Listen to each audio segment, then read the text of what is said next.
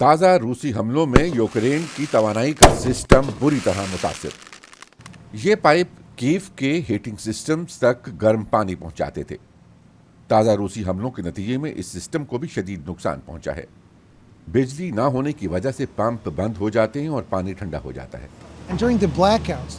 Black out کے دوران electricity بند کر دی جاتی ہے تو ان پائپوں میں پانی کا درجہ حرارت بدلتا رہتا ہے، جس سے میٹل کے یہ پائپ خراب ہو کر ٹوٹ جاتے ہیں۔ شدید سردی کے باوجود ورکرز ان پائپوں کی مرمت کی خاطر دن رات ایک کیے ہوئے ہیں۔ تمام عملہ پرعزم ہے۔ ہماری ٹیم کو معلوم ہے کہ یہ مرمت جلد از جلد کرنا ہے تاکہ شدید سردی میں شہریوں کے لیے ہیٹنگ سروس فوری طور پر بحال ہو سکے۔ لیکن یہ کام اتنا آسان نہیں۔ دارالحکومت کیف کے 35 لاکھ شہریوں میں سے زیادہ تر ہیٹنگ کی سہولت سے محروم ہیں۔ بلیک آؤٹ تقریباً سب کو متاثر کر رہا ہے، بالخصوص بزرگوں اور بچوں کو۔ دارالحکومت کے ایک نرسنگ ہوم میں 8 جنوری کے ایک بڑے حملے کے بعد بجلی اور ہیٹنگ مکمل طور پر بند ہو گئی۔ بھرپور کوششوں کے باوجود یہ سہولتیں صرف جزوی طور پر ہی بحال ہو سکی ہیں۔ متعدد عمارتوں کو گرم کرنے کے لیے موبائل ہیٹنگ یونٹس استعمال کیے جا رہے ہیں۔ کیف کے میئر وٹالی کلچکو شہریوں کی تکالیف دور کرنے کے لیے کوشش میں ہیں۔ شہری انتظامیہ اس طرح کے 70 سے زائد یونٹس کمیونٹی اور نگہداشت مراکز میں تعینات کر چکی ہے، لیکن مجموعی ابتر صورتحال میں یہ آٹے میں نمک کے برابر ہی ہیں۔ ہمیں بجلی اور ہیٹنگ کی شدید قلت کا سامنا ہے۔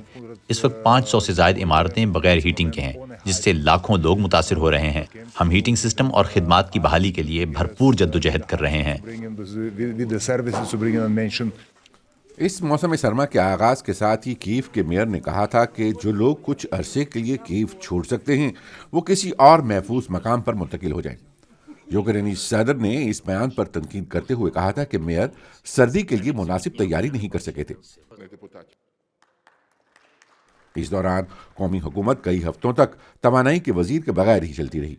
یوں یہ بحران سیاسی اختلافات کا میدان بھی بن گیا۔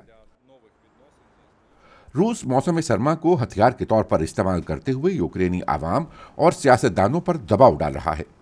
روسی افواج بار بار توانائی کے بنیادی ڈھانچے کو نشانہ بنا رہی ہیں۔ یہ اندھیرا اس بحران کی شدت بیان کر سکتا ہے۔ دارنیتسک کی ضلع بجلی کی بندش سے سب سے زیادہ متاثرہ علاقوں میں سے ایک ہے۔ یہ حکومت کا ایک امدادی سینٹر ہے جہاں لوگ سردی میں خود کو گرم رکھ سکتے ہیں اور یہاں بجلی بھی ہوتی ہے۔ اناستاسیا اپنی 20 ماہ کی بیٹی اسٹیفانی کے ساتھ یہاں آیا کرتی ہیں۔ کل پورا دن بجلی نہیں تھی۔ رات کو 2 بجے کے قریب بجلی آئی اور 4 بجے پھر بند ہو گئی۔ اناستاسیا کے لیے یہ سینٹر کسی نعمت سے کم نہیں۔ اچھی بات یہ ہے کہ اسٹیفانی گھبراتی نہیں، لیکن ظاہر ہے کہ یہ بہت مشکل وقت ہے۔ میں اسے کیسے سمجھاؤں کہ ہم کہاں ہیں اور کن حالات میں ہیں؟ اسے بھی سب برداشت کرنا پڑ رہا ہے۔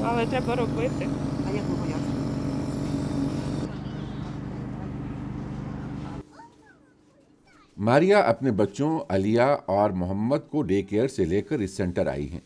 انہیں فکر ہے کہ بچے کہیں معمول کی زندگی بھول ہی نہ بیٹھیں۔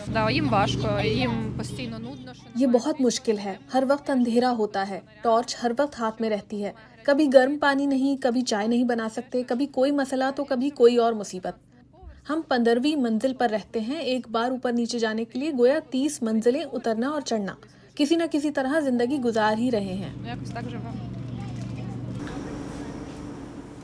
یوکرینی حکام کے مطابق گزشتہ اکتوبر سے اب تک توانائی اور ہیٹنگ سسٹمز پر روس کے 250 سے زائد حملے ہو چکے ہیں۔